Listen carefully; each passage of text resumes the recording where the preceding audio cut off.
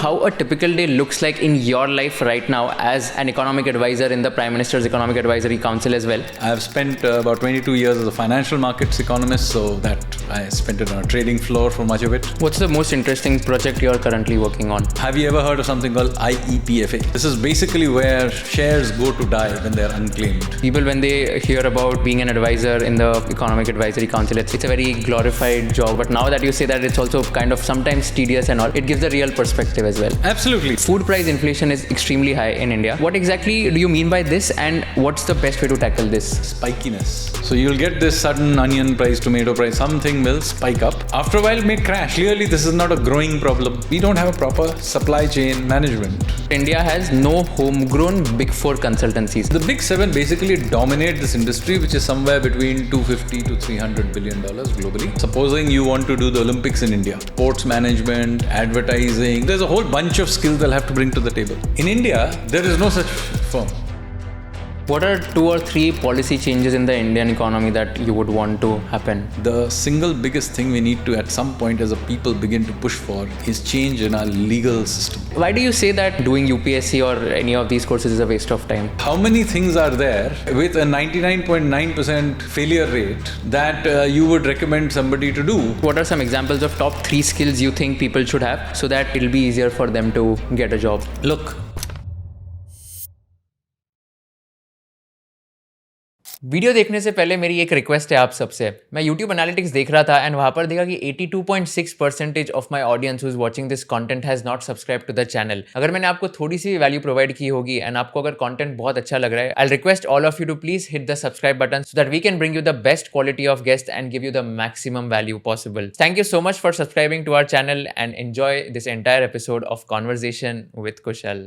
If you can just walk us through how a typical day looks like in your life right now as an economic advisor in the Prime Minister's Economic Advisory Council as well, and like help people understand like what does a typical day look like in the life of an economist, and then we'll take the further questions ahead. I've spent about 22 years as a financial markets economist, so that I spent it on a trading floor for much of it. So that was one kind of life. Here it's much more a mixed bag in the sense that there isn't a very clear pattern, I would say. I travel quite a lot. I visit conferences. I visit government departments. Like I'm here in Mumbai. So typically if I come to Mumbai, I will meet people in the Reserve Bank or SEBI or companies or financial institutions, and so on. So I had a lot of travel. And then there is, of course, hours spent in front of a computer doing research. I have a small research team of about 3-4 people, so I work with them. But of course, as a Prime Minister's economic advisor, you have access to the wider government system. So a lot of time goes in attending government meetings or brainstorming and so on. And then I mean, there are a lot of things that happen which are one-offs, which it could be sent off to negotiate on some issue with a government or a department or a state government. That kind of thing also happens. I have in the past been chairman of the G20's framework working group. So in that case, that had those things. And then I'm also part of many institutions. I'm the chancellor of the KwK Institute of Politics and Economics in Pune. So I spent some time on that as well. So it's really, I wouldn't say there is any such thing as a typical day. It's very spiky because of all the combination of travel and large numbers of one-off things plus events and so on. What's the most interesting project you're currently working on? See, they're all interesting in their own way. So I do all kinds of things. Some of it may not even be directly economics. So, for example, right now I'm doing a lot of things which I call process reforms. Now, these are basically the nuts and bolts reforms of the government. So let me give you an example of something I'm working on. Have you ever heard of something called IEPFA? So let me explain what it is. This is basically where shares go to die when they're unclaimed. This is the Investor Education and Protection Fund. So supposing you lose some shares or you inherit some shares from your aunt and it's not yet, the procedure of transferring to you hasn't happened for some reason or whatever, they end up in this IEPFA. Now, taking that money out of there is impossible. And there are similar problems with deposits, with EPFO and all that. And I have highlighted them in my writings. But let's take IEPFA, something I'm actually working on. So we want to open this, then you have to do all kinds of things. You have to go in there. You have to map the entire processes. So it turns out that there are 25 steps that need to be done in order to take your money out of IEPFA. So that needs to be simplified. Then you need to negotiate with various stakeholders and so on. So each one of them is very meticulous. Now, would you say I'm excited about it, spending this time doing it? No, it's very tedious work. But the real high you get is when you solve it, and literally lakhs of people benefit from it. So that is the high. So similarly, I've done many such reforms over the years, and that's what keeps you going. But then there are things which are completely unlinked. For example, I am also simultaneously, I pursued and built a Gupta period ship, which some of you may have read about. In May 21st, we actually inaugurated it. It's now part of the Indian Navy. It's called INSV Kaundinya. And so this ship is now, it's actually a part of the Indian Navy. And we are hoping that once the monsoons finish, we will attempt to try and sail it. And then if that works out, we will try and sail it to Oman in December. Now, all of this sounds exciting in retrospect, but making that ship required meticulous work, which is also mostly tedious. Okay, I mean, I had to first learn naval architecture. Then I had to go and hunt down whatever we knew of ancient Indian ships. Then I had to find somebody who remembered how to stitch ships together and some traditional knowledge of it, and so on and so forth. Then make a model, then test it, take it to IIT Madras and put it in the towing tank, take the results, look at it. So what I'm trying to say is that you may think that building the ship is more exciting than IEPFA process, but in fact, the amount of work and the type of work is actually mostly similar. So I keep telling people that it looks all very glorious to see some guy winning an Olympic medal and standing there, but that lasts 3 seconds. Most of it is about turning up every day and doing the tedious parts. And so yes, a lot of the work I do is tedious, but I do it because I believe in the work. Like external people, when they hear about, like being an advisor in the Economic Advisory Council, etc., or just, being an economist, we feel that it's a very glorified job, or it's going to be like very, very glorified in the sense it's going to be very, very nice and something of that sort. But now that you say that it's also kind of sometimes tedious and all, it gives a real perspective as well. Absolutely. So people think this is all celebrityhood, but it's not. I mean, if you follow my Instagram and think that is my life, then you miss the point completely, because I'm not putting up photographs of the boring parts, which is basically most of it. I'm spending long hours in airport lounges waiting for connecting flights, and jet lagged, or poring over Excel sheets or PowerPoint presentations and such like. There's not great glorious things, or sitting through long government meetings. That is what actual life is like. So the Instagram photographs may be a little, misleading about what my life actually looks like. Good. Let me take you back to the book which you wrote. So in the Indian Renaissance, you say that India's economic and civilizational decline was not primarily a consequence of foreign invasions or colonialism, but rather it was a self-inflicted process that began around 1000 AD. And you say that this decline was due to a growing inward-looking cultural attitude and intellectual fossilization and a loss of appetite for risk and innovation. Can you just throw some light on this? And then I want to just draw an inference of how we have changed over time. The question is, what is the direction of causality?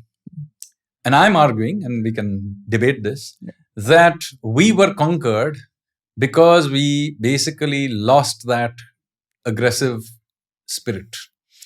And we lost it. I mean, my own sense is that we lost it around 800 years ago, around about 1200. I wouldn't say 1000 years ago. I would say about 800 years ago. And so the reason for that we can debate. But the fact of the matter is, it's about at that time, for example, we impose ourselves rules that crossing the seas is not a good thing, for example.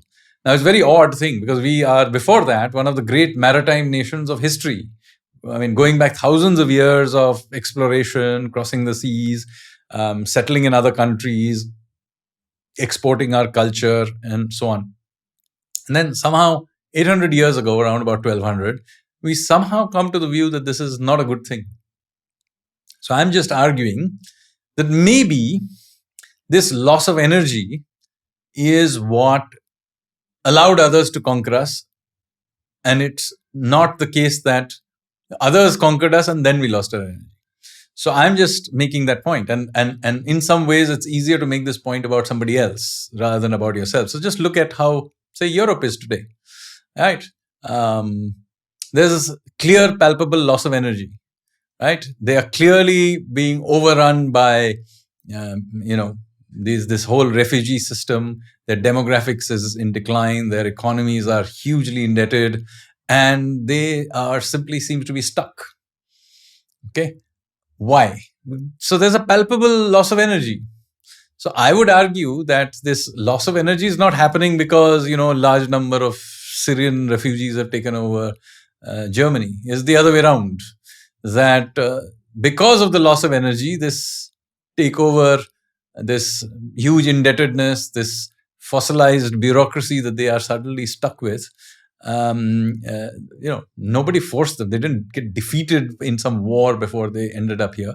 This happened as a result of a loss of vigor in their civilization. So at some point, this must have happened to us.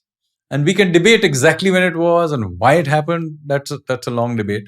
But it seems to be clear to me that our decline was due to some kind of a loss of appetite of risk-taking and innovation and outward orientation. Do you think that is now changing and there's a very different scenario right now? I think we have begun to change. I think for the first time in many, many centuries, Indians are genuinely, aggressively outward oriented, looking to innovate, we are no longer making excuses for our poor quality innovation by saying, ye to jugaad is a good thing. Till very recently, we used to make excuses for our lack of innovation by pointing to some very mediocre thing and say, oh, this is jugaad is innovation. Jugaad is not innovation. It's basically making do. But for the first time, we have a generation that is willing to do new things, do cutting edge things, break the barrier in all kinds of fields. You're seeing that in business, of course, all kinds of new firms are, startups are coming up. But you're seeing that even in other areas. I mean, in sports, for the first time, we're seeing, Indians are excelling in different kinds of sports other than cricket. And you're seeing that even in the kinds of films we are watching. If we used to watch all these kinds of films. Go and look at go and look at your favorite film from 30 years ago. Watch it again. Of course, you're probably too young to watch a film from 30 years ago, but those who are not, go and watch a film from 30 years ago, from the 90s or 80s, and now watch it. And it really will, even your favorite film looks strange now. The sets are all cardboard, the acting is overdone, the music mixing is badly done. It's just all shoddy. So, it's like the ambassador car. It's all basically shoddy. So this thing, there is clearly a change in the way we perceive these things. This is attempt to excel. I wouldn't say it's all pervasive, but for the first time, there is at least one class of Indians, particularly mostly young, but not necessarily all young, who are really pushing for global standards. And therefore, that's why I wrote that book, because the very early phase of that, when I wrote the book, I wrote it in 2007. The very early phase of that was beginning to become visible at that time. So now, 18 years later, I can say that, that did happen. I mean, we did see that boom. At that time, it was not visible. It hadn't happened. So at that time, I was speculating that that tip over may happen. Remember, at that time, we were the 14th largest economy in the world. We are now at number 4. So at that time, I was stating that this is maybe the direction we are going. And I think it's more clear 18 years after that book was written that, yes, we did, in fact, do not too badly. I'm not saying we have succeeded in everything, but long way from where we have come. And we are right now in Lower Parel. I have seen Lower Parel in the late 90s. It was really quite different. I mean, this alone tells you the journey of India. Now, we still have traffic jams here. There's lots we can improve. But look at the buildings around you right now. I mean, they just are totally different from the dilapidated mills that used to be here. How was Lower Parel in the 90s? There were just mills all around. Yeah, and there were derelict mills. You see, it's one thing to have come here in the 60s when there were mills, but they were functioning mills. Then there were all these strikes in the 80s, and then they all shut down. And then, so by the 90s, what you had is mills that were just lying around, derelict, been shut down for 10 plus years. And, then Phoenix Mills was the first one that they began to transform into using. So they built some offices and some housing and so on. And so that was the first time that you saw a shift towards deploying into a modern economy. And then since then, things have moved quite a lot. And, infrastructure has come in of various kinds. You can always crib about the infrastructure should have been more. But there is no doubt that what you see today is vastly superior to what used to exist here before. You've written a research paper. I was going through that. So you've co-authored a paper called Relative Economic Performance of Indian States 1960-61 to 23-24. Yes. And this paper uses 60 years of GDP data to analyze regional economic trajectories in all the states. The key findings are that there is a dramatic outperformance in the southern states and consistent strength. Particularly after 91. 91, yeah. And a lot of strength is there in western states like Maharashtra and Gujarat, and a persistent decline in states like West Bengal. So can you just walk us through what exactly is working well in the southern states, especially after 91, and the challenges that are going on in West Bengal in terms of the declining GDP? So first of all, let me say that this is just a data description report. So this particular paper does not go into the causes of any of these things. It just states that this is what happened. So the data is very clear on this, and it fits with general intuition as well, that on balance, the southern states have done particularly well. But I want to point out that this outperformance is actually post-91. The southern states were not great outperformers before 91. So they have been, in some ways, the biggest beneficiaries of liberal India. Western states were doing decently well even before that, but they have continued to do well. Gujarat is a particular outperformer. Maharashtra has done well also. Goa has done very well. And then there are parts of North India that have also done decently well, Delhi NCR area. In all of this, Eastern India has been a particular laggard. And here, let me say that Bihar has done poorly, which most people will expect. And of course, West Bengal has done, and that hurts particularly because that's my home state.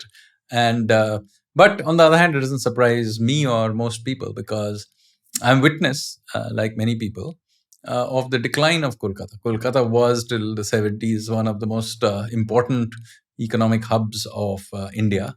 And it has been in continuous decline since then. Now, I don't discuss the causes of the decline in the paper, but I can say that since I witnessed it myself, that that period of communist rule really destroyed the industrial base of the country, the continuous labor unrest, the kind of pushback against people who were the pursuit of excellence was simply destroyed, and the pursuit of mediocrity is what led here, and chasing away industry didn't lead to some great cultural renaissance. With that, the money also went. So since then, Bengal has not flourished even in the cultural space, which used to also an area where it used to succeed. So, I mean, where is today's Tagore? Where is today's Satyajit Ray?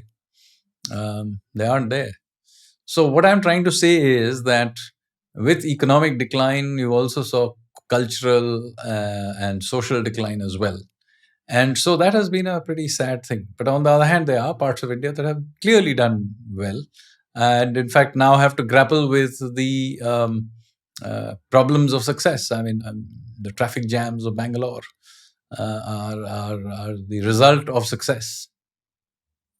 And particularly about states like, let's say, Maharashtra, Gujarat, or even the southern states, although you have not discussed about the causes, but what do you think are like key strengths of these states which will help the Indian economy to prosper? So there are many things that have happened. I mean, it's a long conversation. We could spend the whole day on it. But the southern and western states, by and large, have been much more friendly to investment, whether domestic or foreign. They have been much more open to allow innovation. They have built infrastructure. Sometimes even that building has not kept up with the demand, but that's a different issue. But take Mumbai, for example. I mean, extraordinary amount of investment has gone into Mumbai in just the last few years. I mean, look at the construction of the coastal road, the new metro that is about to open, the new Atal bridge connecting to the mainland. There's a new airport coming up there. I mean, that is quite incredible amounts of investment. And that's happened even in Delhi. Delhi has now become, I think, is the second largest urban agglomeration in the world. And there are many, many urban problems. Don't get me wrong. But people don't realize how recently many of these things we take for granted in Delhi are.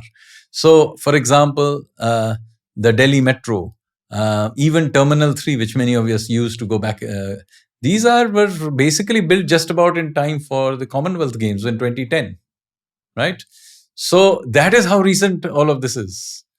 So 15 years ago, Delhi didn't have a proper metro system. It was using that what is now Terminal 2 was our international airport, and so on. So now we say, the Terminal 3 in Delhi is now overcrowded. We need another one. I agree.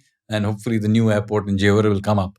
But I'm just pointing out to you, when you want to see the big jump, you have to go to Terminal 2 in Delhi, which is now used for low budget aircraft, and go to Terminal 3, which was the new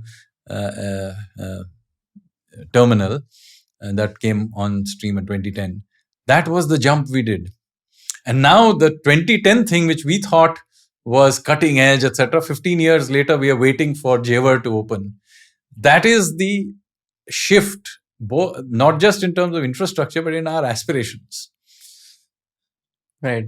So if we just spend some time on talking about the problems and challenges which are being faced by the Indian economy, and let's try to analyze what's going wrong, and let's try to analyze your perspective on what could be the possible solutions.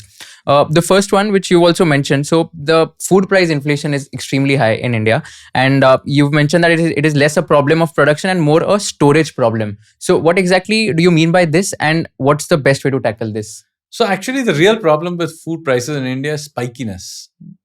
So you'll get this sudden onion price, tomato price, something will spike up. After a while, it may crash. It may even go past below its original price before the spike. But this spikiness is very painful, both for consumers, but also for producers. I mean, the producer sows the whatever seeds when prices are high, and then by the time the crop happens, it suddenly crashes and they make a loss. So it is very, very choppy. Now, what do you do about this? So I keep pointing out, look, this is not a production problem. After all, does Dubai or Singapore grow tomatoes or onions? Answer is no. Do you get these kinds of large spikes there? No. You get some ups and downs, but they're not these large spikes. So why does India, which grows onions, tomatoes, and potatoes, and all these kinds of things, see spikes in prices, but Dubai and Singapore or Hong Kong, which don't produce any of these things, don't have such large spikes? Why do they? Clearly, this is not a growing problem because they don't grow it anyway. We grow them. So the reason is a very simple one. We don't have a proper supply chain management. Storage is the issue. So this requires maintaining supply chains within India, sometimes outside India, depending on the product. Then we need to invest into storage to smoothen out these spikes. So I think this is the conversation to be had. Whereas when these spikes happen, we, on the other hand, go after the people doing the storage. So instead of supporting those who do the storage, we will call them, they are hoarders. Hello, I mean, the fact that he's hoarding means that he has stored a lot of that tomato or whatever it is. So why are you blaming him for doing storage? So that's what I'm trying to say. It's a mental image, the mindset that depends on whether the person is doing storage or he's a hoarder. Now, if every time you blame somebody, there's a price spike and say, no, he's hoarding, and blame him for it, then nobody will store, and then you'll actually have the spikes. But then, what is like a possible solution to solve the storage issue, which is The there? first is a mindset change, that you've got to stop calling people who are storing as hoarders, because this is a socialist view of thinking of commerce. That if there is a price of something spikes up, then you go after the guy who has that product and blame him for it. Whereas, in fact, you should encourage that person so he produces more. Before 1991, if you had to have, there were these system of licensing for cars and scooters and so on. So if you bought a scooter, first of all, it used to take years to get the scooter. Once you got the scooter, your price of your scooter may actually go up with time because of a shortage.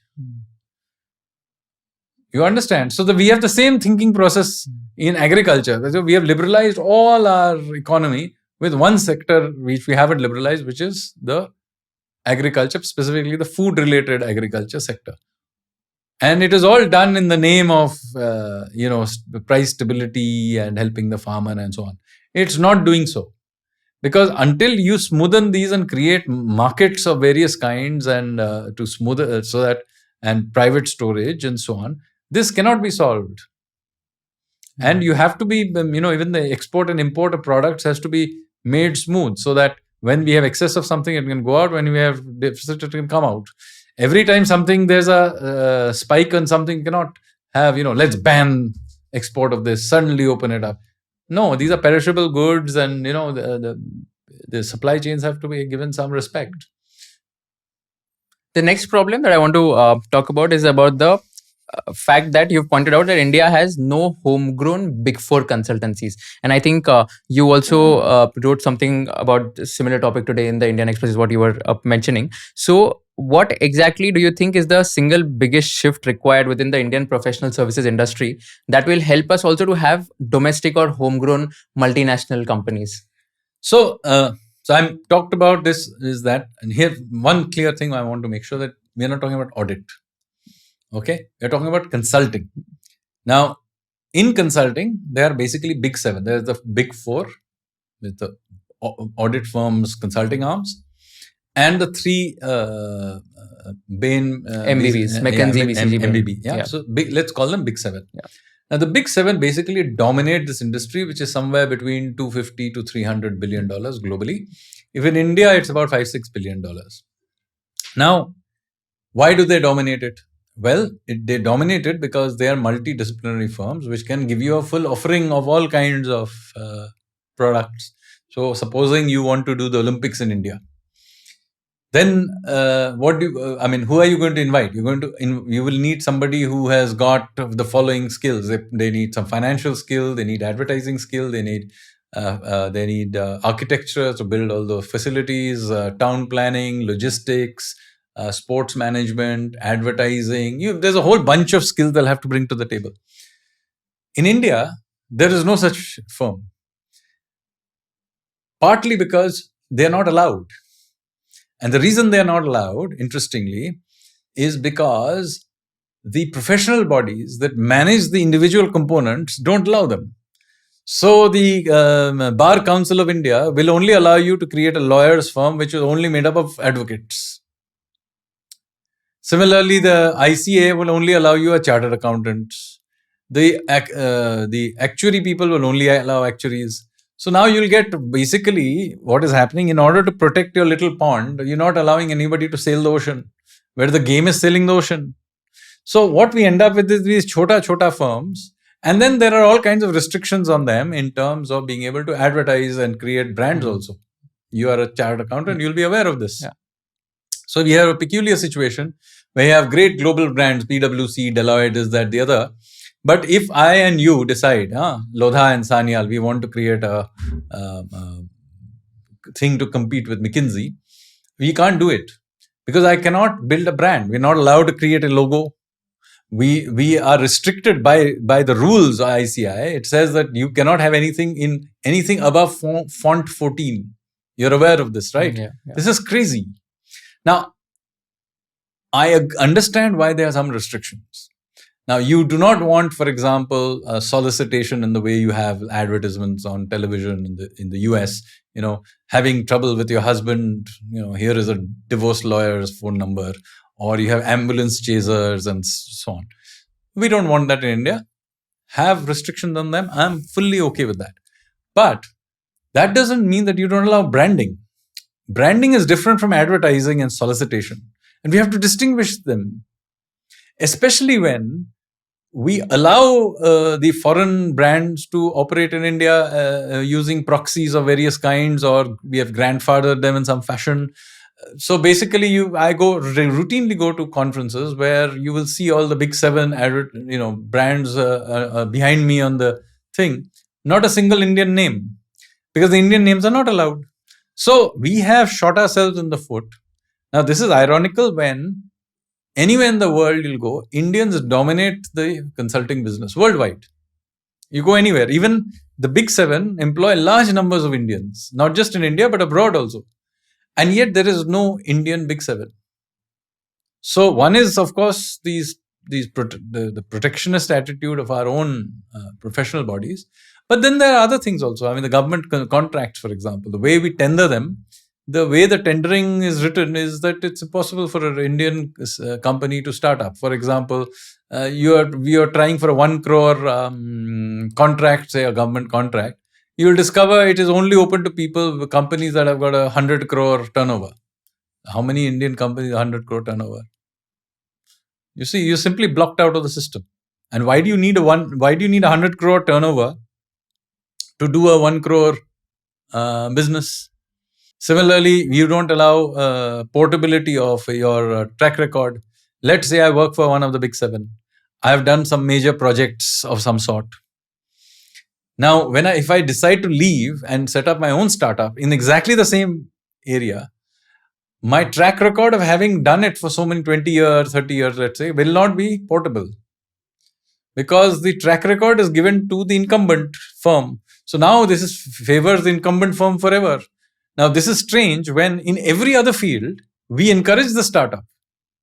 But in this field, you actually penalize the startup when it's in fact ironical that the person who you're penalizing actually has been doing this for 30 years.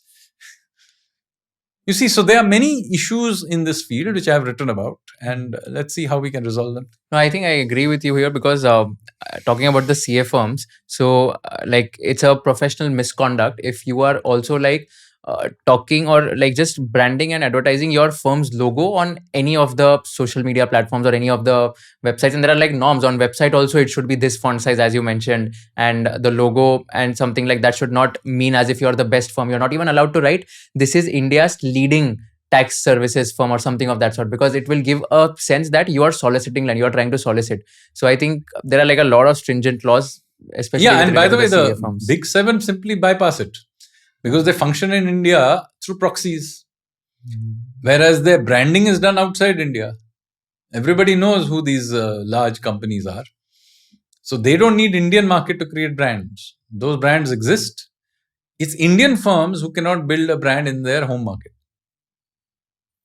So do you think if the regulations are little less stringent, then the regulations have to be made to be sensible to our current context.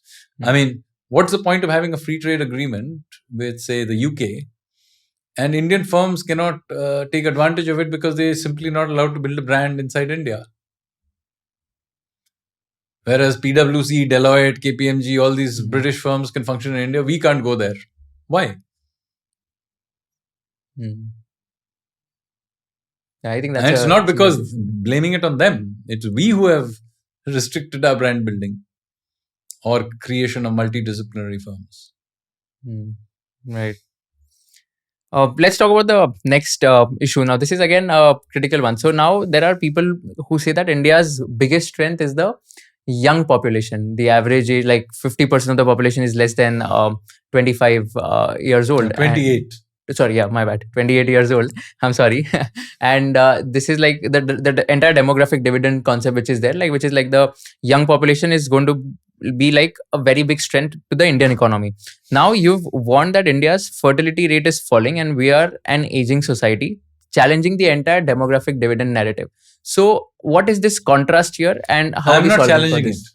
at all. I'm in fact one of the first people who began talking about the demographic dividend issue quarter of a century ago. So 25 years before we ended up in this phase, which is the demographic dividend phase, I was saying that we are going to be in this. So I am fully cognizant of it. But all I'm trying to tell people is that don't keep repeating this, we are the youngest nation, we are the youngest nation, as if we're going to be there forever. This is just a phase. After that, we will age. And the trajectory into this aging has already started, because the number of babies born in India peaked in the early 2000s. That's more than 20 years ago. Okay. So those kids who were born in the early 2000s are now coming into the workforce. This is the peak. And then we remain at this large workforce will remain till somewhere in the 2040s. So another 25 years. This is 25 years of the demographic dividend. So first of all, be clear that this lasts only for a period of time. During this entire period, we will be continuing to age. You just said our population, half of it is below 25. Point is, that was true a few years ago. Time has passed. Now that number is 28. Few years from now, that will be 30, and so on and so forth. So we too are aging. That doesn't mean that we can't take advantage of this 25 years as a demographic, but be clear that it is a fixed amount of years. And at the end of the process, we too will age, number one. Second, be clear that we too are now more than 2 decades past the peak in the number of children we produced. And in fact, now our total fertility rate is at about 1.9, which is well below the number of children needed to keep our population stable. Now, right now, population will grow for a little bit longer because we are living a bit longer. So, number of children born is falling, but we are living longer. So, input is falling, but the outflow is also falling even faster. So, population is growing right now at some point, very small, 0.3, 0.4%, something like that. After a while, it will basically become flat. Now, given that the number of children born in India is dramatically declining and is now below our replacement rate, means at some point in the 2050s, we will begin to even see the population begin to decline. Now, let us be very clear that this is a very painful situation to be in. You will have an aging population, which will happen. I'm not sure if I'll be alive. It will certainly happen in your lifetime. You'll have an aging population, just like Japan, shrinking population, and so on, and all the other issues that come with it. So be clear that this is coming, and that while you will get a period of benefit now, there will be a time when you will be on the other side of this demographic phase, and we are unnecessarily continuing to pursue outdated population control policies, which will exacerbate that problem at that point in time. It will not show up now, but 25 years later, it will show up. So why are we pursuing population control things now? I understand in the 1970s make sense. Why today, when we are already not producing enough babies? So one of the first things I'm stating is that please shut down all population control programs across the country. This includes in the 2 states where population growth is still above replacement rate, which is UP and Bihar. Because it is because of UP and Bihar, at least we are at 1.9. If we were relying on some of these southern states and so on, it would be at 1.5, 1.6. Those are the kinds of birth rates you have, which are East Asian birth rates. So there it would be even worse. So rather than complain about UP and Bihar and turn it into a political issue, we should, on the other hand, try to change the conversation in southern states and western states where birth rates are too low.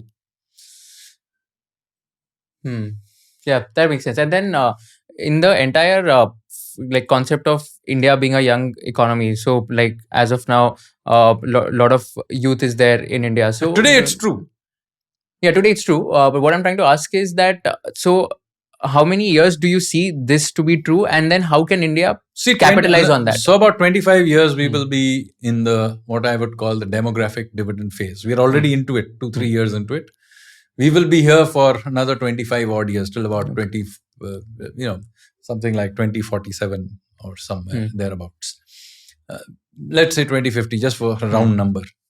Now, in that phase, we have to take advantage of it because we will be the world's largest workforce, of course. That will be true even after we have begun aging because China will have aged even further. But we have to use this workforce, deploy it. So it requires we maintain continuous growth, suck in this thing. But it requires that we accept that there is a need to reorient many things here. For example, we need to get out of this idea that we'll be able to educate this workforce by building ever more colleges. There's no time to do this. We have already, that spike has already happened. Okay. So that's the spike in the youth that go to universities is now in the next 5 years. So consequently, if that spike is true, it's a waste of time building ever more colleges. By the time those universities and colleges come on stream, we will already be on the other side of this. Because it takes decades to build real great institutions. So my own view is max out the ones we have right now. 2, use artificial intelligence and other training tools to basically deploy people into the workforce fast, rather than have this slow moving attitude that then we will have universities, then people will go to them. You will miss the train. In fact, other countries have already had this problem. Korea, for example, created all these universities and all of these things. Now they are finding it difficult to fill them. Japan has a difficulty filling up its universities, schools, and other institutions. So don't spend huge amount of time building ever more institutions. This is the moment. Max them out. Building another campus with 300 acres and all that, no time. If you have a campus with 300 acres, fill it out with buildings and get on with it. So are you trying to say that like the formal education which is there in India as of now, like universities, undergrad thing, that is something which is not needed as such, or it's more like first of all, we don't have time to build old style universities. Yeah. Secondly, artificial intelligence has already made it outdated. Okay, why on earth do you need to do lecture based classrooms in the time of artificial intelligence and YouTube? Frankly, what topic do you want? You can find the best guy in the world and listen to that person. Why do you need to listen to your own professor? So listen to whoever you want. It's free. Right? What you need universities to do instead is not waste their resources on giving more lectures.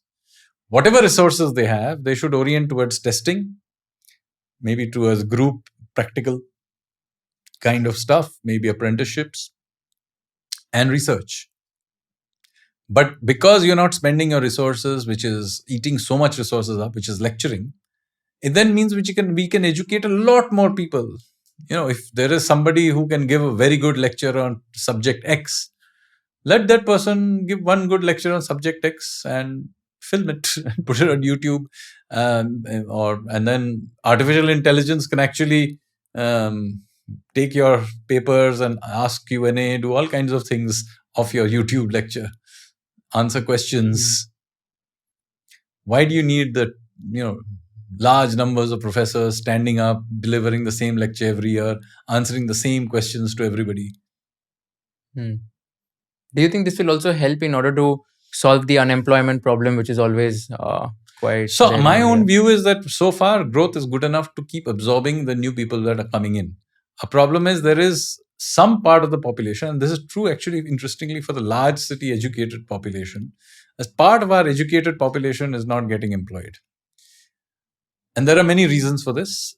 But other than that, we are generating decent jobs. Joblessness is not growing in this country, contrary to what certain politicians may want to sell this story. But in fact, the PLFS data, which is the best data we have at unemployment, suggests that it's been steadily falling for years. So we are generating enough jobs. And if you talk to people who are employers, you will tell them they actually have difficulty finding people in many, many sectors. So some part of the problem is that uh, a section of our educated youth particularly is not out there acquiring skills which are market oriented, or they are spending too much time doing things like, you know, applying for UPSC or something like that, which I've stated many times is basically a waste of time. And when you say that people are not having the skills which are supposed to be marketed, what are some examples of top 3 skills you think people should have so that it'll be easier for them to get a job? At any point in time, technology keeps destroying some jobs, creating some jobs. So really speaking, it's a matter of being flexible with it. And this is another reason why I am suspicious of old style tertiary education, which gets stuck with certain kinds of old curriculums. And this is something in which our university system really fails ourselves, because by and large, university curriculums are outdated sometimes by decades. And the textbooks they're teaching are outdated by decades. So I keep telling people that really we need to up our game on this and use artificial intelligence as necessary. It'll take too long to upskill every professor in the system and or wait for new courses to be created. It has to be much more fluid, market driven process, because all kinds of jobs are being created. I mean, you are a trained chartered accountant. Okay, what do you spend your life doing? You do podcasts. You have done it voluntarily. I don't think your friends think that you are a loser. You probably earn more than them. But podcasting as a profession did not exist 5-6 years ago. Yeah. Right? And yet you earn your living through it. Now, 5-6 years ago, if you came to me and asked me, what should I skill myself in? Would I have told you to skill yourself in podcasting? No, I also didn't know what podcasting was. So I'm just pointing out that this is a fast moving game. New opportunities will emerge in all kinds of things. Some will get destroyed because of artificial intelligence, but artificial intelligence itself will create new jobs which didn't exist before. So the fluidness and flexibility of people, their aspirations, of the training and recruitment system, these are the parts of the economy that I really care about. My friend says a very beautiful line. I love this about AI. People who know AI will replace people who don't know AI. So it's not like AI is going to take over jobs. It's going to create new jobs for sure. It's just that you need to upskill in AI in Absolutely. order to get and that's jobs. Always been true. Yeah. And why do you say that doing UPSC or any of these courses is a waste of time? Well, look at the statistics of it. 99.9% of people who attempt UPSC will not get through. Now, tell me how many things are there with a 99.9% failure rate that you would recommend somebody to do, unless it has a very large payoff, right? That's why I say, people, why don't you try to be Elon Musk or something? I'm just using Elon Musk as a random example. But main point is, if you're going to take such a large risk, why to become a bureaucrat? Now, this is not to suggest that talent shouldn't be there in bureaucracy. Sure. I mean, if this is what you want to do, and the only thing you wanted to do in life was to become a civil servant, then sure, do it. And that there too, I would say, give it a few attempts. But there are people who have now become professional UPSC aspirants, and they spend years and years doing it. I think it's a complete waste of human resource. Many of these people, after many years, they come back, and this will happen to the bulk, right? 99.9% will not get through. Now, these people will spend many years trying to do this, spending their best years when they could have taken off their career. They'll come back in. The people who were with them, their classmates, meanwhile have worked for 5 years, moved up the value chain. They will probably be their boss's boss. Now, I think this is such a waste. In an environment where firms are looking for these people, they can succeed in an expanding economy with all kinds of things going on. Instead, it's not the dumb guy in the class who attempts UPSC. It's actually supposedly the talented guy in the class, because this is the only guy the family will borrow, beg, and send them to live in Mukherjee Nagar in Delhi. It's not the stupid guys in the class who are trying this. They're the bright guys in the class. So we are taking the best people in our talented people in our system, and instead of putting them to some productive use, we are putting them in a use where there is 99.9% failure rate. Now you tell me, why is this not a complete waste of human talent? And this has, unfortunately, this rather ridiculous system is perpetuated by this coaching class mafia, which basically then sells opium to all these people. Now, I mean, imagine the product they're selling. It's a product that is going to fail you 99.9% of the time. And by the way, it's more than that, because even the 0.1% that gets through, not all of them are going to do exciting things in life. Okay. I mean, the odd person will go on to become whatever, cabinet secretary to the government of India or something like that. Finance secretary, defense secretary, whatever you think is the cool thing. The bulk of them are not going to get there. Bulk of them will do mostly mundane things. Right? If that is what even the successful guys are going to be mostly doing mundane things, then my view is, why not take risks in many other places where your proportion of success is higher? Yeah, you can be a sports person, you can be a writer, you can be a poet, you can be a singer, you can be an entrepreneur. In fact, the success rates of entrepreneurs are much, much higher than 0.1%. Right? So I'm just pointing out to you, if you must aspire to something with low probability and high payoff, then why not do it for something which will give you a real serious payoff? But sir, if that is the case, would you also argue that people should not even do, let's say, something like an MBA from an IIM Ahmedabad? Because if that is the case, like there are 3 lakh CAT aspirants who write CAT, only 400 of them get into IIM Ahmedabad. But that also first of all, many of them get through to something else. So there is more than one IIM, and that list is used by other institutions. Secondly, I don't think there is a large number of people who take CAT every year for 5, 6, 7 years. 1-2 years they'll do it. Most of them are anyway trying to crack it while they are an undergrad. So it's a parallel thing they're doing. They may also try 3 other things. So that's fine. All right. I'm not saying you shouldn't attempt something difficult, including the UPSC. My problem is that this whole culture, I routinely meet some guy who I think is pretty bright, and I ask them, what are you doing? I'm an aspirant. Aspirant for what? UPSC. So my view is that, that kind of being an aspirant is not aspirant at all. That's hence the term, poverty or aspiration. Yeah. But let's not talk about the MBA one, but I'll talk about the chartered accountancy example. Yeah. So even in chartered accountancy, the passing percentage rate in CA final is in the range of 3 to 5%. Okay. And all levels cumulatively, like foundation is around 15-20%, inter is around 10%, final is around 5%. So if you see from the starting to end, this would be in the range of like 1% or 0.5 to 1% is the success rate. And a lot of people are fallen into the trap that they fail their exams and then they are giving their CA finals again and again for the next 2 years, 3 years. So would your argument be same here? 2-3 years is perfectly fine. That's even true for UPSC. If that's what you want to do in life, first of all, be clear you want to do that. The thing in the case of chartered accountancy, the vast majority actually have an interest in the subject of accountancy or related subjects. My experience is that UPSC giving is actually a culture now. Most of those people don't actually want to be civil servants. If they actually showed them the life of a civil servant, they would not want to be there. In fact, one of the weird things is many of the people who get through the UPSC attempt to give this exam the following year again to get into some other service that they think is higher up the pecking order. So that tells me one thing, that even the successful people are not happy. Yeah, so they are now on the opium. So if they'll get through to revenue service, but he actually wants to be an IAS, so he'll take the exam again.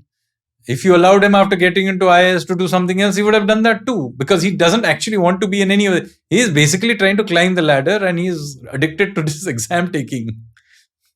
Yeah, fair. I think I now get the point where you're to say, like, this is something where, okay, you can do it for a few years, 2-3 years is fine. But then if you're not able to do it, then why waste time? And first of all, even attempting it should be done if you want to do this. Yeah.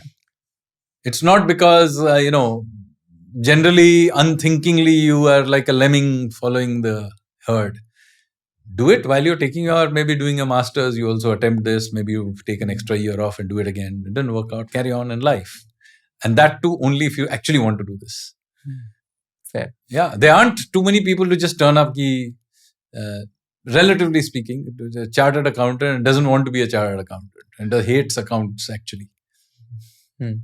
Yeah, I think CAs would be basically having a mindset that, okay, they want to get into taxation or auditing or accounting, and that's why or they are doing some CA. field related. Yeah. And many of those who don't make through chartered accountancy end up in those kinds of fields. Maybe not exactly what they wanted, but they will end up at maybe a GCC of some multinational doing their back end accounts. Maybe not a chartered accountant, but they're still doing some account finance type of thing. Maybe an analyst somewhere, whatever. Yeah, actually, the GCC thing that you mentioned, I think a lot of CAs who are not able to clear their exams are getting into the back office roles, and so then they have a career getting which is related to what they trained for. And many of them are successful, may even be more successful than the chartered accountants fellow will make it to becoming the CEO of some GCC and have a good life. That's fine. Right. Yeah. Whereas, supposing I studied sociology for 6 years, took this exam, didn't get through, now I'm in 30 years old. What do I do now? Will a firm hire me because I was 6 years being an aspirant? No skill has been acquired in the process. Even the attempt to take the CA exam means you have acquired a skill, no? Even if you failed clearing the exam, you acquired a skill. Right. What skill was acquired in studying some general knowledge questions? Yeah. You mentioned a lot about AI tools and using artificial intelligence, etc. In your personal work journey, can you give me some examples of the kind of tools that you are using and how it is helping you save tons of your time? So first of all, a lot of the work I do, for example, requires me to have a general knowledge of the edges of the problem. Say I'm trying to do a reform. Now, some of the big stuff, I'll work it out. But I need to know suddenly, I say, somewhere along the way, I find, oh, this thing doesn't seem to work. Why does this happen? Everybody that is complaining that this thing is a waste of time. Why does it happen? So go to Grok or Perplexity and just type in, is there a law which causes you to do this? And you'll be surprised. It'll pop up. Yes, section 33, subsection D of XYZ law makes you do this. I've found all kinds of cool stuff like this. And, then you reform it or change it or whatever. At least, those kinds of pointless search that I had to do earlier, the hard way, pull out some book, scroll through complicated thing or call 20 people. I don't have to do. Grok does it for me. Have you tried Google Gemini Pro or? I have the ones I've found good. ChatGPT is okay. I find between Perplexity and Grok, I find my answers because they are somewhat different types of searches, and so I can bracket the two ends. Yeah. So even Notebook LM and Google Gemini, so both of these are of Google. So Notebook LM has a very cool thing where let's say if there is a 3-hour podcast which is there and you just want it a summary in a 15 minutes or 20 minutes audio podcast. So it'll summarize that 3-hour podcast into a 20 minutes audio podcast. And you can just listen to that in 15-20 minutes and entire summary can be No. So those kinds of things, by the way, when I write technical papers, I have found many of my working papers, which I publish on the Economic Advisory Council to Prime Minister website. Few hours after I published, somebody has converted it into a conversation through AI, which is like a podcast conversation like the one we are having. And they are discussing my paper. I know they're both bots, but they are unbelievable how realistic they are. Yeah. And not only are they discussing the paper, I have to say, I was surprised how accurate they were. I mean, I could not have explained them better myself. So, and it happens within hours of my publishing a paper. Yeah. So, those kinds of things are certainly useful. I don't do it. That is not what I use it for. I do searches more for information. For simple information that I can eventually find, but this is just so radically easier. It lowers the pain of looking for. And later on, I can confirm it. But, then I know I have to look for this. I'll ask somebody in my team, can you please check that section 33 actually says this? I'll look it up. But, I know what I'm looking for now. Since you have traveled to so many countries and because of your work as well, any specific opportunity that you figured out or interpreted after traveling to that country that, okay, there is some gap or some need gap which can be there as far as the... No. So, for example, there are myriad compliances that you have to do in Europe. If you think bureaucracy is a problem in India, it's nothing compared to how it is in Europe. Oh, seriously? Oh, it's unbelievable. Can you elaborate? I mean, you try and manufacture any of these things, this table, this thing, everything has complicated rules. much of it illogical. Hmm. Anyway, there's an unbelievable amount of paperwork you have to do as a result of this. Now, this paperwork can be done sitting here in India. Hmm. And it can be artificial intelligence can do it for you. And you don't have to be an expert on Italian furniture industry or whatever. You can probably just take a photograph of the thing. Grok kind of does all the measurements for you and gives you the thing. You enter it into the format that.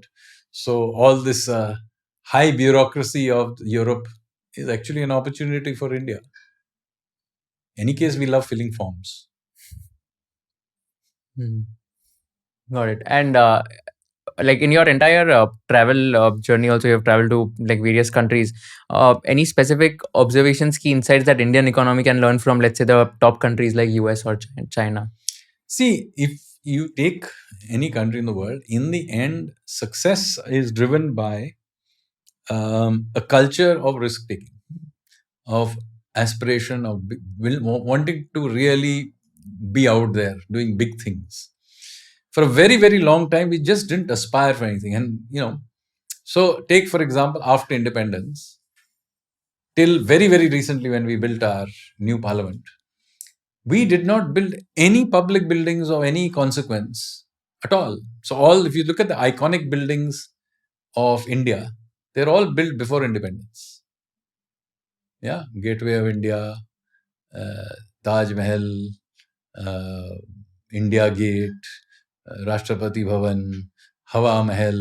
You name any building of iconic building in India, in any city, they are all built before independence, with one exception, which is the Vidhan Sauda building in Bangalore. And I keep telling people that when that building, Vidhan Sauda, was built, the person who actually built it, he was actually persecuted by the government of the time for spending just a little bit more money and putting in a little bit extra effort to build a beautiful building, which we can appreciate even today. So the mindset was, why did you pursue excellence? That was almost the mindset. Instead, we were celebrating mediocrities like, the Secretariat building in Chandigarh. Yeah, Le Corbusier built it. I mean, God's sake, just look at it. It's a grey piece of brutalist nonsense. Okay. Now, this mindset is the problem. I mean, when you aspire to the ambassador, you will get the ambassador car. If that is your aspiration, that is what you will get. Right? So, this is the fundamental problem. And we finally are breaking out of that mindset to get out of it. That's why I'm positive about India, that finally we're getting out of that thing. What are 2 or 3 policy changes in the Indian economy that you would want to happen over the next 2-3 We years? could spend the whole day. But I think the single biggest thing we need to, at some point as a people, begin to push for is change in our legal system. Not the judiciary necessarily narrowly, but the legal system more widely. Because in the end, enforcement of contracts, law and order, all of these things are critical to the functioning of any successful country. And unfortunately, it is just abysmally slow in this country. And basic contracts cannot be enforced. Now, we cannot even, there are other problems in this country as well. But I would say this would be the single biggest thing. If you look at many other problems, the root of that problem will ultimately come to inability to enforce contracts in this country in time. So, therefore, this is the single biggest reform we need to do. Clean up our legal system and get to work. Then there is the issue of cleaning up our cities. So, one of the things that really strikes you when you go to other countries is how much cleaner, more workable those other cities are. I mean, and I'm not talking about rich countries. Go to Vietnam. It's a country just like us. Per capita income is a little bit higher than us, or about the same level. But, Ho Chi Minh City or Hanoi are nice cities. You can walk around, and feel certain pride to it. Even our wealthy cities, you cannot walk around in. There's no walking paths. They've become abysmally dirty, even when we have built infrastructure, which is good infrastructure. So Delhi now has much better infrastructure than it did 20 years ago with the metro and other things. But they have all become dirtier. And this is not because we don't have money. We are much richer than we used to be 30 years ago, but our cities are dirtier. So we need to begin to take our municipal governance a little more seriously. And that requires a serious conversation about waste collection, sewage, about stray animals, which is a serious issue. And it goes into pointless discussions about dog lovers or you hate dogs. For God's sake, you need a practical solution to these issues. Cannot have stray animals. Nowhere in the world are stray animals kind of let loose in the way we do in India. And so on. So this is something that is very, very critical. We have a serious national debate on municipal issues. So I would put those as the two single biggest issues of national debate that we need to have. Last question, which is a tricky one. I ask all my guests towards the end. If you were in the shoes of Kushal, Lodha, and if you were interviewing Mr. Sanjeev Sanyal, what is one question you would like to ask him towards the end? I literally have no idea. It means I've done a good job. Anything you want to ask yourself? Nothing. I don't know. You ask. What are the kind of questions that difficult questions you have asked others? I'll try to give it a shot. Yeah, I think all these I think which have been covered in the conversation. But thank you so much, sir, for doing this. It was very, very insightful talking to you, and love the way you are very candid and frank about a lot of topics. So really, really found it very insightful. Thank you so much for doing this. Thank you. अगर आपको ये video पसंद आया होगा तो I request you to share it with all your friends and subscribe to our channel so that we can give you more value additive content in the shortest amount of time. हमको ये बताइए कि आपको कौन से kind of guest चाहिए. हमको ये बताइए कि कौन से क्वेश्चंस मुझे नहीं पूछने चाहिए थे, कौन से क्वेश्चंस मुझे और पूछने चाहिए थे ताकि आपको और ज़्यादा वैल्यू मिल सके, और कौन से ऐसे पार्ट्स हैं जो आपको बिल्कुल पसंद नहीं आए ताकि हम लोग ये पार्ट स्ट्रीम कर सके फ्यूचर एपिसोड्स में. So thank you so much once again for watching this episode and keep sharing all our episodes with your friends and keep giving us feedback so that we can improve and come up with better quality content.